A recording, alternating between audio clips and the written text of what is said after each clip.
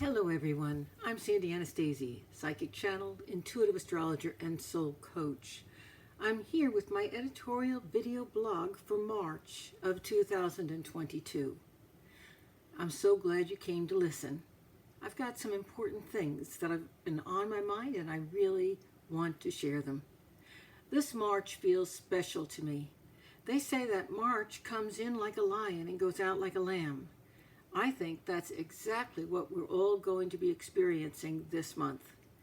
In many ways, it's not just the weather that's in like a lion and out like a lamb. If you've been paying attention to the news and the economy, it's our world. So we're coming in like a lion, we're going out like a lamb. Now, what do I mean by that? It seems that we're in the midst of major changes in our world.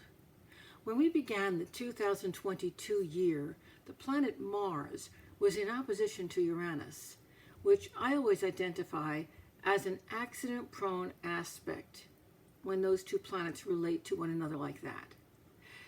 In an individual's chart, it's accident proneness, but in the world, it can also be a way of bringing about sudden changes and surprises, upheavals, occasionally wars and standoffs. Please note that the opposition aspect in astrology can be understood as a literal tug of war. So Mars is energy and it also means action. And Uranus is revolution and change, but also opportunity. So you can see that when these two planets are in aspect to one another, relating to one another in specific ways, that means that relationship overshadows the entire 2022 year. It's indeed bringing about all of those things, everything from the tug of war to the accident proneness to the standoffs to the occasional, maybe we're going to have a war, maybe we're not. It's creating the environment for all of these things that are occurring now to occur. But here's what's happening during the month of March. And this is wonderful, folks.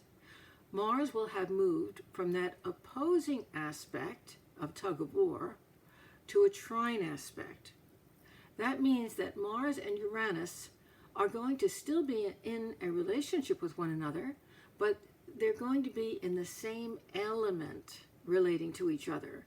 So they're going to begin to work together instead of in opposition.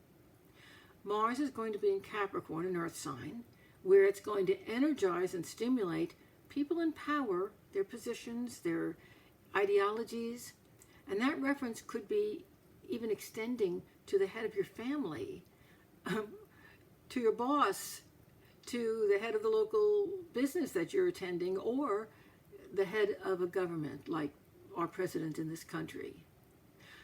To make quick, sudden, and sweeping changes is what Uranus is all about. It's changing the very foundation that you have built your world and your life on. That's what it's doing while it's in Taurus. And Taurus, also being an earth sign, is where Uranus is going to be creating out of that, once it's ripped it all up, a lasting and deep-rooted foundation for the future. So we have Mars in Capricorn relating to Uranus and Taurus, and we have people in authority ripping up the foundations of everything in our world, or our families, whatever we're looking at, to allow it to be rebuilt into something more updated and stronger and hopefully longer lasting. It's also noteworthy that Pluto is in Capricorn too, along with Mars, and Pluto rules power, manipulation, control, and transformation. So, incidentally, the United States and many other nations that underwent revolutions or were first formed in or around the year 1776, does that sound familiar? They're all having a first Pluto return right now. So that means that the planet in charge of the power structures in our world is getting ready for an upgrade. Cool. The reasons for the initial formation of the nations, the corporations, the financial systems, the religions, and more in our world are being revisited. And perhaps they're being revised, reinforced, maybe even upgraded and updated. I hope I haven't overwhelmed you with the astrological stuff that's going on right now, but I want you to realize how important it is and how to remind you that we are living in very interesting times. I think it was Confucius who said that, and he meant it as a curse, but I mean it as, wow, isn't it exciting to be alive right now? Times like these present a world of opportunity for your personal growth. I think that March is going to be a month of change. During my own life, I have lived through so many personal changes, as you have. All of my changes involved loss. Change usually does require some loss as you are moving to something hopefully better. Also, all of my changes, after they were done and I really looked at them, really involved major personal growth, and often they involved opportunity as well. I had never dreamed those opportunities could be mine, and they wouldn't have if I hadn't made the necessary changes in myself and in my environment, in my world, in order to be embrace those new things that were coming to me.